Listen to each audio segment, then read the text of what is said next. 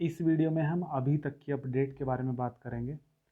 जब ये सारे सवाल लिख लिए थे तब एक भाई ने एक सवाल किया था जो हमने इस वीडियो में इंक्लूड नहीं करा। वो सवाल था कि एडमिट कार्ड कब आएंगे। तो भाई एडमिट कार्ड का ऐसा है कि एडमिट कार्ड 2 या 3 दिन पहले सीसीएस यूनिवर्सिटी अपनी वेबसाइट पर अपलोड कर देती है। अगर मान के चलो आपका पेपर है 15 तारीख का, तो आपका एडमिट कार्ड जो है वो आएगा लगभग 12 या 13 तारीख तक अपलोड हो जाएगा। ठीक है। और सीसीएस यूनिवर्सिटी एक दिन पहले भी एडमिट कार्ड अपलोड करती है अपनी वेबसाइट पर। ठीक है।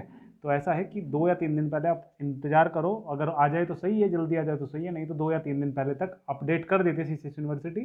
ठीक है।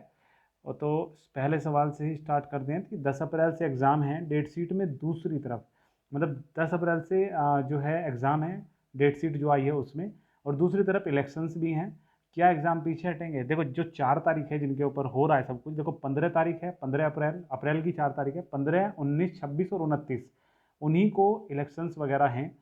ठीक है। चुनाव वगैरह है, पंचायती चुनाव, तो उनमें 63 एग्ज़ाम हैं जो होने हैं। तो अगर इलेक्शन होता है तो ऐसे में पॉसिबल नहीं है कि एग्ज़ाम हो। तो उसके हिसाब से बता रहे हैं कि ऐसे में जो एग्ज़ाम होंगे वो पोस्टपोन हो जाएंगे। अभी दो तरीके हैं यहाँ पे। सबसे पहली चीज़ है कि पूरी की पूरी डेट शीट पीछे कर दी जाए। ठीक है। अगर पूरी की पूरी डेट शीट पीछे करेंगे तो फिर 29 अप्रैल के बाद होगी, जो कि लेट हो जाएगा उसमें ज़्यादातर। मान मान के चलो 29, अगर पूरी डेट शीट पीछे करते हैं तो फिर 15 तारीख को तो हट जाएगा पेपर, फिर 19 तारीख है, फिर 26 है, फिर 29 है। इसका मतलब क्या है? फिर मई में चले जाएंगे पेपर। ठीक है। और मई में पेपर करेंगे तो फिर 1 महीना 2 महीने तक पेपर चलेंगे, तो सेशन कब से स्टार्ट करेंगे? बात ये है। तो अभी जो हमें लग रहा है कि क्या होगा, वो ये होना चाहिए कि 10 अप्रैल से तो एग्ज़ाम स्टार्ट हो जाएंगे, लेकिन 15, 19, 26 और 29 को जो पेपर बीच में पढ़ रहे थे 63 पेपर, उनका अलग से एक स्केड्यूल जारी कर दिया जाएगा। ठीक है। वो डाल दिया जाएगा वेबसाइट पे कि भाई कब कब वो पेपर होंगे। वो पेपर सब पेपर होने के बाद वो करा दिए जाएँ, तो ऐसे में थोड़ा सा सही हो जाएगा, सही हिसाब रह जाएगा, क्योंकि फिर रिजल्ट बनाना है, फिर अगला सेशन भी स्टार्ट करना है। ठीक है। अभी थोड़ा सा ये सेशन जो रहा है वो बहुत बेकार रहा है। और ठीक है, तो ये चीज़ है। बाकी चलो आगे सवाल देखते हैं। क्या वाइवा उसी कॉलेज में होगा जिसमें सारे एग्जाम्स होंगे? और क्या प्राइवेट वालों का भी वाइवा होता है? तो भाई प्राइवेट वालों का वाइवा होता है।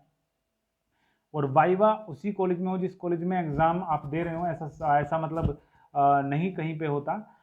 वाइवा होता है, एक सरकारी कॉलेज होता है जो बड़ा कॉलेज होता है। तो उसमें आसपास के 5-6 कॉलेज के अब जो बच्चे होते हैं उनको बुला लिया जाता है। आसपास के जो प्राइवेट कॉलेज हैं या फिर सरकारी भी हों, आसपास वाले बच्चों को बुला लिया जाता है, तो एक ही जगह पे वाइवा हो जाता है।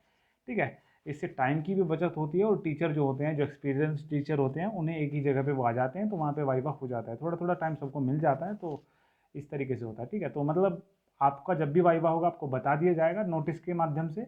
जब आपके पेपर चल रहे होंगे तो बीच में ही नोटिस आ जाएगा कि भाई वाइवा आपका कहाँ पे कितने तारीख को है, तो वहाँ से आपको पता चल जाएगा, मतलब एग्जाम के चलते हुए ही।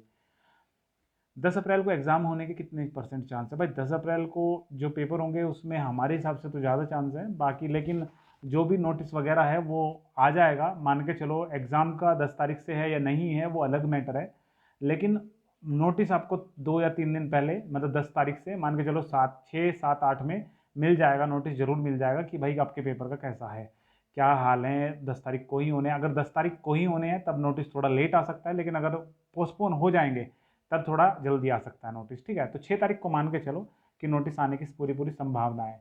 और वैसे तो बता रहे हैं न्यूज़पेपर वगैरह में कि होली के बाद आ जाएगा, तो होली आज हो गई, तो अब शायद कल या परसों में नोटिस आ जाए। जैसे ही कुछ अपडेट मिलेगी आपको बता दिया जाएगा।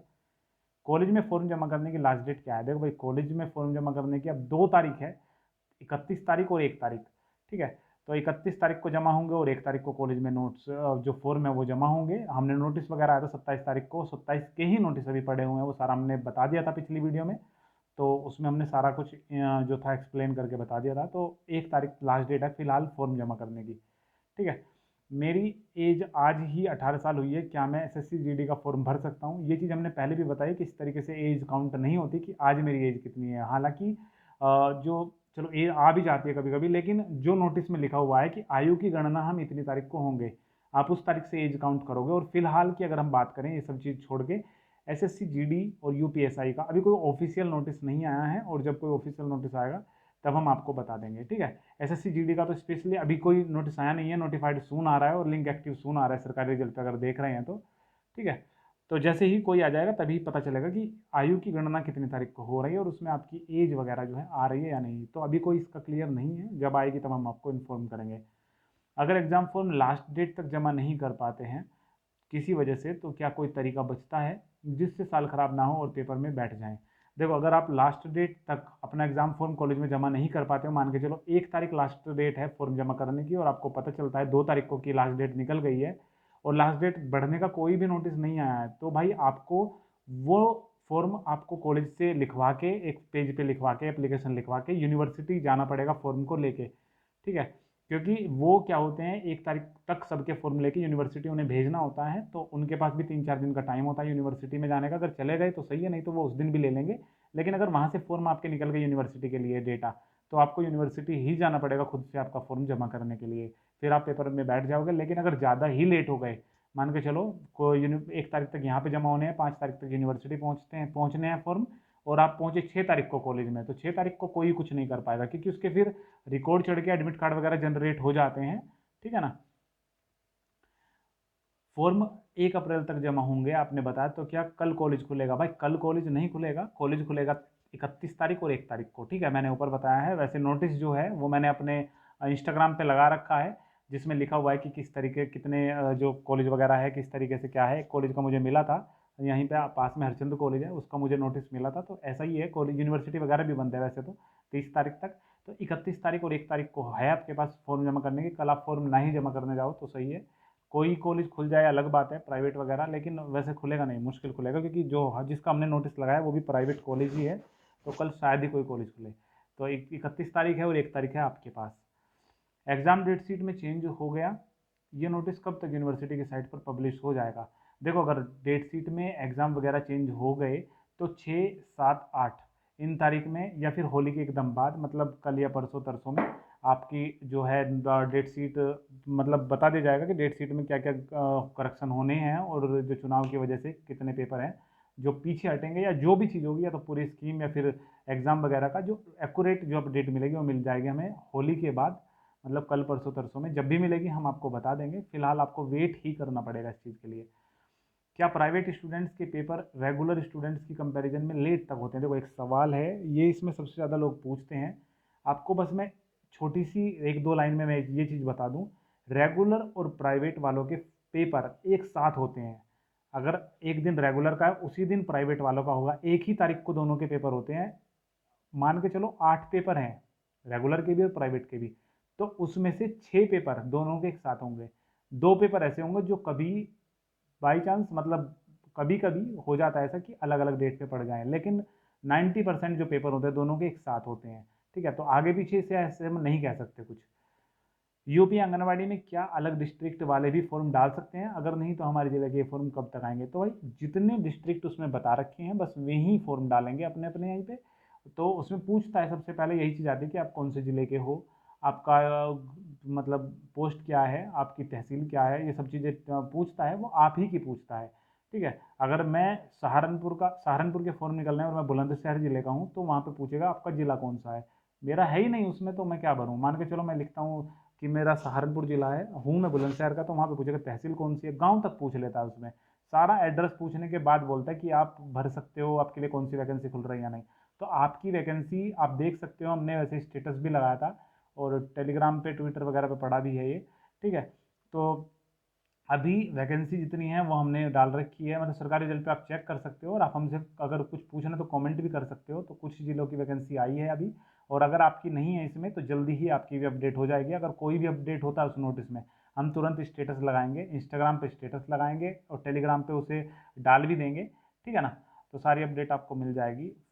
क्वेश्चन नंबर 11 है, फॉर्म कॉलेज में जमा कर दिए और दिया है फिर भी स्टेटस चेक करते टाइम अनवेरीफाइड क्यों शो कर रहा है? इससे कोई प्रॉब्लम तो नहीं होगी? देखो भाई, अगर आपने दो चीज़ें जानने की है, अगर आपने फीस क्लियर कर दी हो, फीस जमा कर दी हो, और दूसरी चीज़ आपने फॉर्म को कॉलेज में जमा कर दिया हो, दो चीज़ आपके लिए जानने की है। अनवेरीफाइड जो आ रहा है वो ऑटोमेटिक वेरीफाइड आ जाएगा और सबमिटेड एट कॉलेज आ जाएगा लिखा हुआ ऑटोमेटिक ही। ठीक है, क्योंकि सारे फॉर्म जमा करके उन्हें वेरीफाई करने में थोड़ा टाइम लगता है, तो खुद से आ जाएगा, उसे देख के आप परेशान बार बार ना हो। बस कंफर्म ये रखो कि आपने किसी और को फॉर्म तो नहीं दिया, और अगर दिया तो उसने जमा कर दिया या नहीं, इसके लिए आप कॉलेज में भी पूछ सकते हो। लेकिन अगर आपने खुद से जमा किया कॉलेज में जाके तो घबराने की कोई ज़रूरत नहीं है, ऑटोमेटिक अपने आप ही वो वेरीफाई हो जाएगा।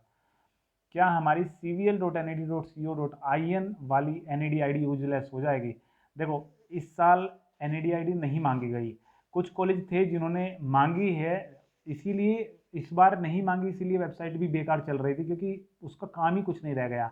जिन्होंने CVL पे NAD ID बनाई थी तो अब वो रह जाएगी, कोई दिक्कत नहीं आने की उसमें, मतलब जैसी थी वो वहीं पे पोज हो जाएगी। अब जो NAD ID बनेगी अगले सेशन में, 2021 से 22 तक जो सेशन चलेगा उसमें जो NAD ID बनेगी वो बनेगी डिजी लॉकर पे, ठीक है। क्योंकि CCS यूनिवर्सिटी की ऑफिशियल वेबसाइट पे खुद नीचे डिजी लॉकर का जो साइन दिया हुआ है, तो इससे हटा के डिजी लॉकर पे वो आ जाएंगे, क्योंकि बहुत से सर्टिफिकेट है जो डिजी लॉकर पे ही होते हैं, ठीक है ना। CTET वगैरह, CBSE, आधार कार्ड वगैरह सब डिजी लॉकर पे है, तो वो भी ट्रस्टेड एक चीज़ है। बाकी उसी पे सब स्विच करेंगे अभी, तो इस पे जो है आपका जो था वो था, बाकी इग्नोर करो इस चीज़ को। NAD ID के लिए जैसे ही कोई नई अपडेट आएगी हम आपको अपडेट करेंगे। वाइवा कब होगा हमारा? भाई जब आपके पेपर चलते हैं, पेपर मान के चलो 8 हैं आपके और 6 पेपर हो गए हैं, तो वहीं पर नोटिस मिल जाएगा आपको लगा हुआ, लास्ट के 1-2 पेपर जब रह जाता है उसी कॉलेज में जिस कॉलेज में आप पेपर दे रहे हो, कि भाई वाइवा आपका कब होगा, ठीक है। तो सारे पेपर के बाद वाइवा होता है, और कभी कभी ऐसा भी होता है कि एक पेपर रह रहा है उससे पहले वाइवा करा लिया जाए, तो जैसे प्लानिंग होगी वो बाद में कॉलेज वाले खुद करते हैं, ठीक है। तो जैसे ही कोई अपडेट होगी वाइवा वगैरह की आपको बता दिया जाएगा। मेरा भी वाइवा होगा या नहीं, क्योंकि मेरे फॉर्म पे वाइवा जैसा कुछ भी नहीं लिखा हुआ। कुछ भाई ने कमेंट ये चीज़ करी है कि भाई हमारे जो फॉर्म हमने भरा था उसमें वाइवा नहीं लिखा हुआ है, तो वाइवा होगा या नहीं। देखो भाई, दो चीज़ से होता है वाइवा, एक तो फॉर्म आपने भरा है, तो वाइवा मतलब फॉर्म जो भरा है, फॉर्म में बहुत सारी गड़बड़ इस बार हुई है न्यू सब्जेक्ट और ओल्ड सब्जेक्ट को लेके। इसी बीच वाइवा का भी मैटर फंस सकता है थोड़ा सा, तो कन्फर्म तब होगा वाइवा का, कन्फर्म तब मानो जब आपके एडमिट कार्ड पे आ जाए। एडमिट कार्ड पे लिखा आया तो ज़रूर होगा, अगर नहीं आया तो नहीं होने का, ठीक है। तो एडमिट कार्ड का वेट करो, एडमिट कार्ड पे आ जाएगा। अगर आपका मान लो आपके पास पास किसी के भाई का हो रहा है, मान के चलो आप फाइनल ईयर में हो, आपके किसी भाई का हो रहा है, तो आपका भी होगा, वो एडमिट कार्ड पे आपको दिख जाएगा, ठीक है। अगर इससे रिलेटेड कोई आपको कुछ पूछना है तो आप जाके सर से अपने पूछ सकते हो, सर से पता कर सकते हो कि सर मेरे में वाइवा नहीं आ रहा है जबकि वाइवा होना चाहिए था, ठीक है। और हो सकता है हेल्प इनेबल वाली वेबसाइट ccsu@helpinable.com, वो आपकी कुछ हेल्प कर दे, वहाँ पे जाके आप पूछ सकते हो। क्वेश्चन नंबर 15 है, DDC ग्रुप सी 7 तारीख का एग्ज़ाम कब तक होने की संभावना है? 7 तारीख का एग्ज़ाम था जो कि पोस्टपोन हो गया था, तो ये एग्ज़ाम जब भी होगा आपको बताया जाएगा। फिलहाल इसकी अभी कोई अपडेट नहीं है, तो कुछ भाई बोल रहे हैं कि 7 तारीख का एग्ज़ाम था, मेरा छूट गया। तो भाई वो एग्ज़ाम छूट आपका गया तो कोई दिक्कत नहीं है, क्योंकि वो एग्ज़ाम पोस्टपोन हो गया है, वो एग्ज़ाम दोबारा से होगा। दोबारा से मेरा मतलब है वो एग्ज़ाम होगा, अभी हुआ नहीं है एक बार भी, लेकिन पोस्टपोन वो कर दिया गया था। 7 तारीख को एग्ज़ाम नहीं लिया गया DDC ग्रुप सी का, दिल्ली डिस्ट्रिक्ट कोर्ट का, ठीक है। क्वेश्चन नंबर 16 है, BA में सभी के न्यू सब्जेक्ट्स हैं पर मेरे ओल्ड सब्जेक्ट दिए हैं, मैं कौन सी बुक से प्रिपरेशन करूं?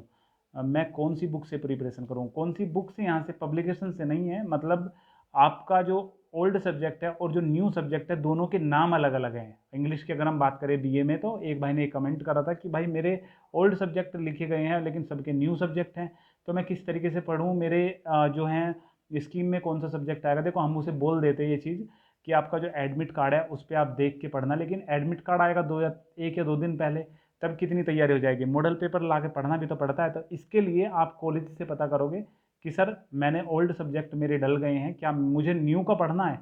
तो ये कॉलेज में जाके आप पता करना, कॉलेज में जाके आप पता करोगे 31 तारीख को, तो वो आपकी हेल्प कर देंगे और फिर आपको कम से कम 10 दिन मिल जाएंगे मॉडल पेपर उधर से लेते हुए आना, ठीक है ना। तो ये हमारे कुछ अकाउंट्स हैं। सबसे पहली चीज़ तो इंस्टाग्राम, उस पर हम स्टेटस लगाते हैं, जैसे स्टोरी लगती है व्हाट्सअप वगैरह पे जैसे स्टोरी लगती है, इंस्टाग्राम पे स्टोरी लगाते हैं जब भी कोई छोटी से छोटी अपडेट होती है। टेलीग्राम पे भी सबसे पहले हम स्टोरी डालते हैं। कुछ ऐसे सवाल होते हैं आपके, जैसे कि आपको पर्सनली पूछने हैं, तो उसकी मैंने ID दे दी है टेलीग्राम की अपनी। वेबसाइट पर जाके देख सकते हो कौन से फॉर्म चल रहे हैं कौन से नहीं चल रहे हैं। ट्विटर पे जो भी इंस्टाग्राम से स्टेटस हट जाता है 24 घंटे के बाद, वो ट्विटर पे आप देख सकते हो कि कल कौन सा स्टेटस हमने डाला था। फेसबुक के पेज पे हम सारी चीज़ें डालते हैं, कोशिश करते हैं ज़्यादा से ज़्यादा चीज़ें डालें, और जितनी भी वीडियोस होती हैं उनके लिंक हम फेसबुक के पेज पे जो है डालते हैं, ठीक है। तो बस यही अपडेट थी, बाकी अगर आपको कुछ भी पूछना है आप कमेंट कर सकते हो, कोशिश करेंगे जितना जल्दी हो सके उस चीज़ का रिप्लाई करने की।